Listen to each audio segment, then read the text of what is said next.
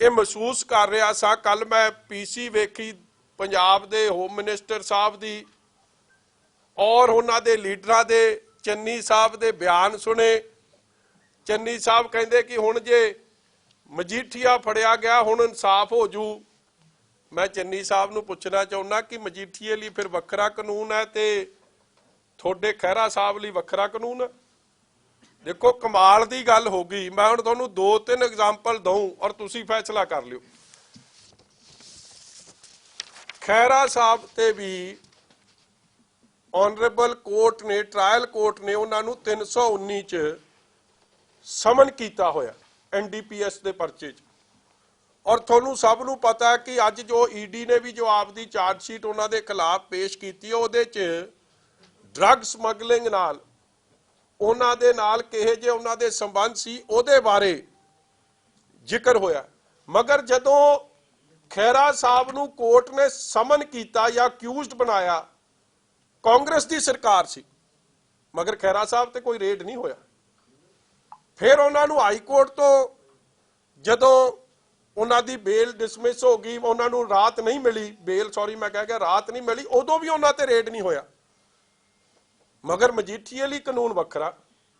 इसे तरह सिमरजीत सिंह बैंस जिन्हां ते बहुत ही serious allegation non bailable warrant for rape, उन्हां ते रेप का परचा दर्ज है। नॉन बेलेबल वारंट 1/12/21 नूं जारी हो गए। उन्हां ते भी कोई कार्रवाई नहीं। उन्हां ते पुलिस उन्हां नूं अरेस्ट नहीं कर रही, पुलिस बल्कि उन्हां दी मददगार ते लगी है। और खैरा साहब नूं तो आपां वेख ही लिया कि कांग्रेस दे मापदंड की ने, सिर्फ पोलिटिसाइज करना है मैटर नूं। उन्होंने खैरा साहब नूं टिकट भी दिती है और वो कांग्रेस पार्टी के ऑफिशियल कैंडीडेट भी बने हैं। इसे तरह मूसेवाला उहदे ते आर्म्स एक्ट का परचा दर्ज होया, नाभे वो फड़े गए। मगर नाभे वो वीडियो भी आई कि पुलिस वालियां ने फड़िया, मगर उस तो बाद उन्होंने छड्डता गया। और जेड़ी पुलिस वाला नाल खड़ोता है वर्दी च AK-47 वरत रहे हैं, फायर कर रहे हैं, मगर उस परचे नूं जे ध्यान नाल पढ़ो मुड़ के दिखाता कि टॉय गन है। हुण ये पुछो कि ये टॉय गन नाल किहड़ी शूटिंग रेंज ते फिरे जाके रेतियां च क्यों जाके प्रैक्टिस करनी सी? टॉय गन नाल तां घरे निआणिआं नाल भी प्रैक्टिस हो सकदी सी। मगर क्योंकि कानून दो चला रही है कांग्रेस, मजीठीए लई वखरा, इन्हां लोकां लई वखरा। जेडी ये SIT च एक मैंबर ने राकेश कुमार, ये DSP साहब ने।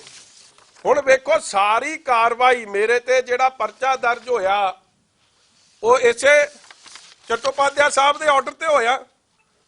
DGP के ऑर्डर ते परचा दर्ज हो रहा। जिहड़ा DGP नूं 18 दिन का DGP जिन्हों UPSC ने अनफिट पाया, जदों दिनकर गुप्ता के खिलाफ केस सुप्रीम कोर्ट च गया उहदे च भी उन्होंने अनफिट पाया।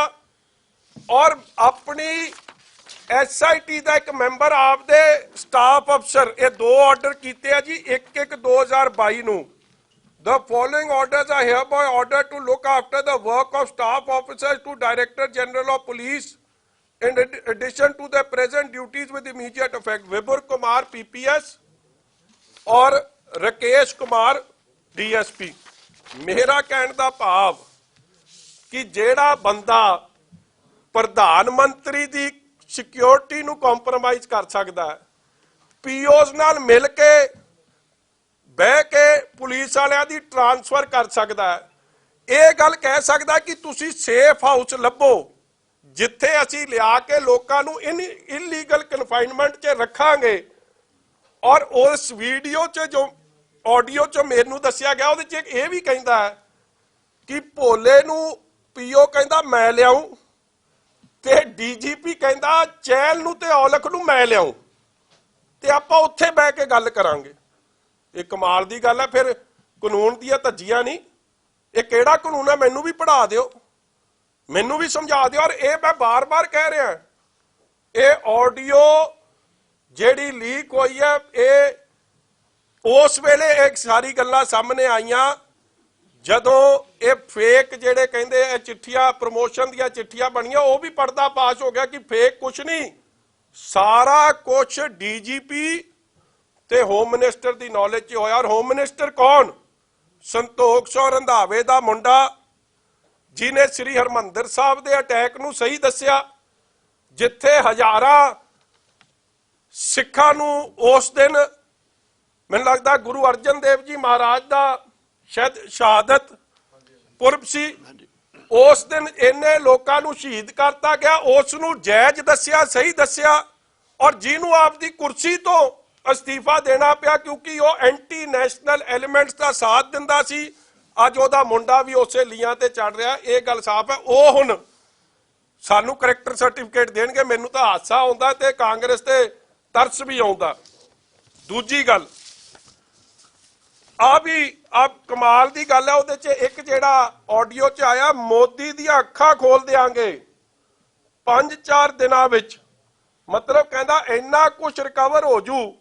ਮੋਦੀ ਦੀਆਂ ਤਾਂ ਅੱਖਾਂ ਖੋਲਣ ਦੀ ਜਗ੍ਹਾ ਜੇ ਉਦੋਂ ਕੋਈ ਗੱਲ ਹੋ ਜਾਂਦਾ ਤੇ ਰੱਬ ਨਾ ਕਰੇ ਤੇ ਕੀ ਦਾ ਕੀ ਬਣ ਜਾਣਾ ਸੀਗਾ। ਇਹ ਹਾਲ ਵੇਖ ਲਓ। ਪੀਓ ਐਡਵਾਈਜ਼ਿੰਗ the DGP of the state, isn't this a fit case for NIA inquiry? Why is the inquiry being delayed? और जिस दिन NIA inquiry होगी, ना ए बचू सिद्धार्थ चट्टोपाध्याय, ना बचू होम मिनिस्टर ते ना बचू चन्नी। और ਇਹਦੇ 'ਚ ਇੱਕ ਹੋਰ ਬੜੀ ਕਮਾਲ ਦੀ ਗੱਲ ਕਹਿੰਦੇ ਆ, ਅੱਗੇ ਨਾ ਪੀਓ ਕਹਿੰਦਾ ਕਿਥੇ ਕਿ ਜੀ ਜਿਹੜਾ ਰਾਣੋ ਵਾਲਾ ਕੇਸ ਸੀ ਉਹਦੇ 'ਚ 4.25 ਜਾਂ 4.5 ਕਰੋੜ 4.25 ਕਰੋੜ STF ਲੈ ਗਈ। ਡੀਜੀਪੀ ਅੱਗੇ ਇਹ ਨਹੀਂ ਅੱਗੇ ਉਹਨੂੰ ਇਹ ਨਹੀਂ ਕਹਿੰਦਾ ਕਿ ਦੱਸ ਕੌਣ ਖਾ ਗਿਆ, ਉਹਨੂੰ ਕਹਿੰਦਾ ਬੇਟਾ ਇਹ ਗੱਲ ਕਿਥੇ ਕਰਨੀ ਨਹੀਂ। ਆ ਜਿਹੜੇ ਮੈਨੂੰ ਜਿਨ੍ਹਾਂ ਨੇ ਵੀਡੀਓ ਸੁਣੀ ਆ ਵੇਖ ਲਓ ਕਿ ਸਲਾਹ, ਬੇਟਾ ਕਹਿੰਦਾ ਇਹ ਗੱਲ ਨਹੀਂ ਕਿਸੇ ਨਾਲ ਕਰਨੀ। ਔਰ ਉਹਨੇ ਜਦ 4 ਵਾਰ ਪੁੱਛਿਆ ਕੌਣ ਲੈ ਗਿਆ ਤੇ ਕਿਸੇ ਨੇ ਹਰਪ੍ਰੀਤ ਸਿੱਧੂ ਦਾ ਵੀ ਵਿੱਚ ਨਾਂ ਲਿਆ, ਕਹਿੰਦਾ ਬੇਟਾ ਇਹ ਗੱਲ ਨਹੀਂ ਕਿਥੇ ਕਰਨੀ। ਇਹ ਤਾਂ ਹਾਲਾਤ ਬਣੇ ਤੇ ਉਹਨਾਂ ਤੋਂ ਕੀ ਆਸ ਰੱਖੋਗੇ ਤੇ ਕੀ ਉਹਨਾਂ ਨੇ ਇਨਸਾਫ ਦੇਣਾ। ਚਲੋ ਦੂਜੀ ਗੱਲ, ਮੈਂ ਤਾਂ ਇਹ ਧਨੋਆ ਸਾਹਿਬ ਨੂੰ ਨਾਲ ਲੈ ਕੇ ਆਇਆ। ਦੇਖੋ ਜਿਸ ਦਿਨ ਇਹ 24 ਤਰੀਕ ਸੀ 4 ਵਜੇ ਆਰਡਰ ਪ੍ਰਨਾਉਂਸ ਹੁੰਦਾ, ਕਿਸੇ ਨੇ ਮੈਨੂੰ ਅੱਜ ਤੱਕ ਇਹ ਪੁੱਛਿਆ ਕਿ 4 ਵਜੇ ਮਜੀਠਾ ਸਾਹਿਬ ਤੁਸੀਂ ਕਿੱਥੇ ਸੀ? 4 ਵਜੇ ਮੈਂ Mohali district and session court 'ਚ ਜਾ ਕੇ ਬਹਿ ਗਿਆ ਸੀ। ਆਪਦਾ ਆਰਡਰ ਵੀ ਮੈਂ ਕਿੱਥੇ ਸੁਣਿਆ? ਇਹਨਾਂ ਦੇ ਚੈਂਬਰ 'ਚ ਧਨੋਆ ਸਾਹਿਬ ਜਿਹੜੇ ਉੱਥੋਂ ਦੇ ਸੀਨੀਅਰ ਵਕੀਲ ਨੇ, ਇਹਨਾਂ ਧਨੋਆ ਸਾਹਿਬ ਤੇ ਇਹ ਵੀਰ ਦਵਿੰਦਰ ਸਿੰਘ ਜੀ, ਇਹ ਦੋਵੇਂ ਵਕੀਲ ਉੱਥੇ ਸਨ। ਸਾਡੇ ਨਾਲ ਮੇਰੇ ਨਾਲ ਗਏ ਸਨ ਆਪਣਾ ਸੋਪਤੀ ਸਾਹਿਬ ਤੇ ਕਲੇਰ ਸਾਹਿਬ। ਅਸੀਂ ਦੋਵੇਂ ਗੱਡੀ 'ਚ ਚੜ ਕੇ ਗਏ ਔਰ ਮੈਂ ਇਹਨਾਂ ਨੂੰ ਕਿਹਾ ਆਪਾਂ ਆਰਡਰ ਕੋਰਟ 'ਚ ਸੁਣਨਾ, ਔਰ ਕੋਰਟ 'ਚ ਸੁਣਨ ਤੋਂ ਬਾਅਦ ਜੋ ਕੋਰਟ ਦਾ ਆਰਡਰ ਹੋਊਗਾ, ਜੇ ਤਾਂ ਆਪਾਂ ਨੂੰ ਉਹਨਾਂ ਨੇ ਇੰਟਰਮ ਐਕਸਟੈਂਡ ਕਰਤੀ ਜਾਂ ਪੱਕੀ ਕਰਤੀ, ਆਪਾਂ ਧਨੋਆ ਸਾਹਿਬ ਨਾਲ ਚਾਹ ਪੀ ਕੇ ਆਪਦੇ ਅਗਲੇ ਕੰਮ ਨੂੰ ਚੱਲਾਂਗੇ। ਜੇ ਨਹੀਂ ਕੀਤੀ ਆਪਾਂ ਸਰੈਂਡਰ ਕਰ ਦਿਆਂਗੇ। ਔਰ ਮੈਂ ਤੁਹਾਨੂੰ ਇਹ ਦੇ ਦਿਆਂ, ਇਹ ਉਦਣ ਦੇ ਕਾਗਜ਼ ਬਣੇ ਆ ਮੇਰੇ ਬੇਲ ਦੇ ਸਰੈਂਡਰ ਦੇ। ਕਾਨੂੰਨ ਦੀ ਅੱਗੇ ਸੀਸ ਝੁਕਾਉਣਾ, ਕਾਨੂੰਨ ਦਾ ਪਾਲਣ ਕਰਨਾ। ਮੈਨੂੰ ਸੰਤੋਖ ਸਿੰਘ ਰੰਧਾਵੇ ਦਾ ਮੁੰਡਾ ਨਹੀਂ ਦੱਸ ਸਕਦਾ, ਜਿਹਨੂੰ ਆਪ ਅਸਤੀਫਾ ਦੇਣਾ ਪਿਆ ਸੀਗਾ ਕਿ ਉਹਨੇ ISI ਦੇ ਇਸ਼ਾਰੇ ਤੇ ਉਹਨਾਂ ਲੋਕਾਂ ਦਾ ਸਾਥ ਦਿੱਤਾ ਜਿਹੜਾ ਦੇਸ਼ ਦਾ ਨੁਕਸਾਨ ਕਰਨਾ ਚਾਹੁੰਦੇ ਸਨ, ਜਾਂ ਸੰਤੋਖ ਸਿੰਘ ਰੰਧਾਵੇ ਦਾ ਮੁੰਡਾ ਸੁੱਖੀ ਰੰਧਾਵਾ ਬੱਬੂ ਗੋਸ਼ਾ ਨਹੀਂ ਦੱਸੂ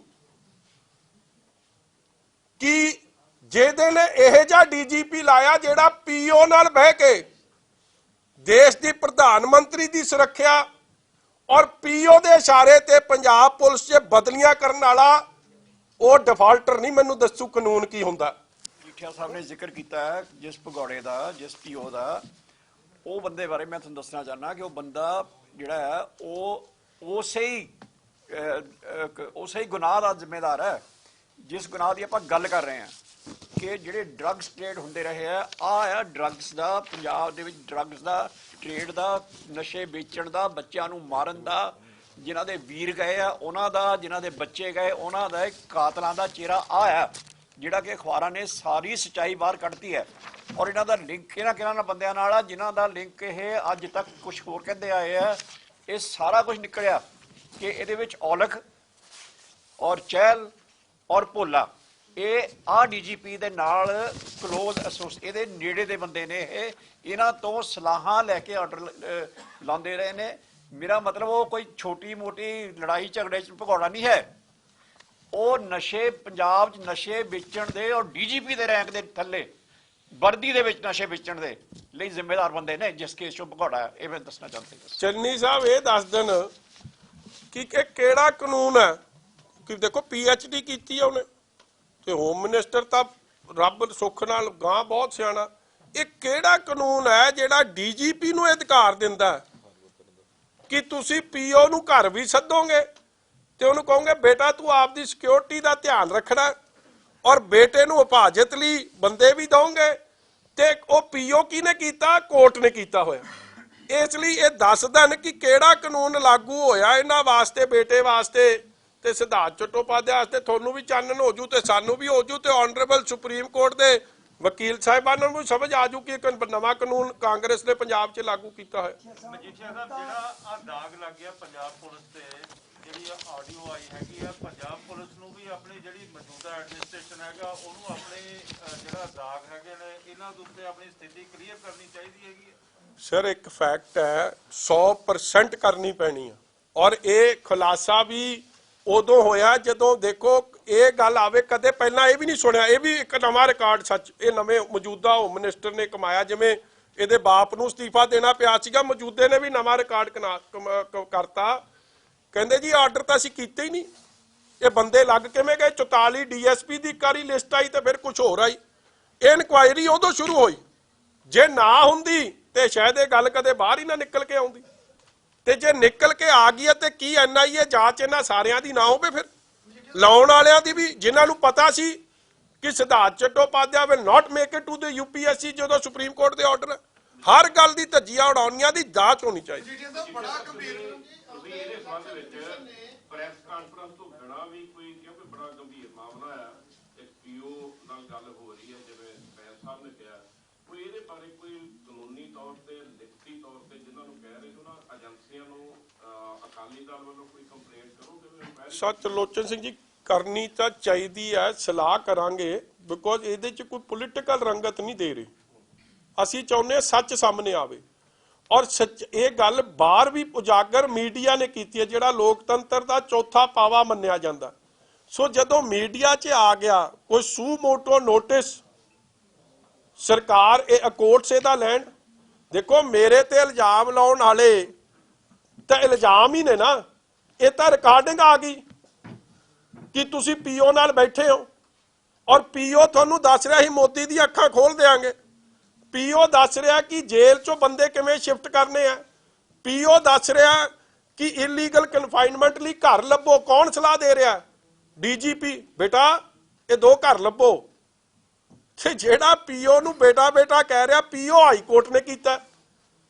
ਤੇ ਇਹ ਤੋਂ ਸੀਰੀਅਸ ਮੈਟਰ ਤਾਂ ਕੁਝ ਹੋ ਹੀ ਨਹੀਂ ਸਕਦਾ।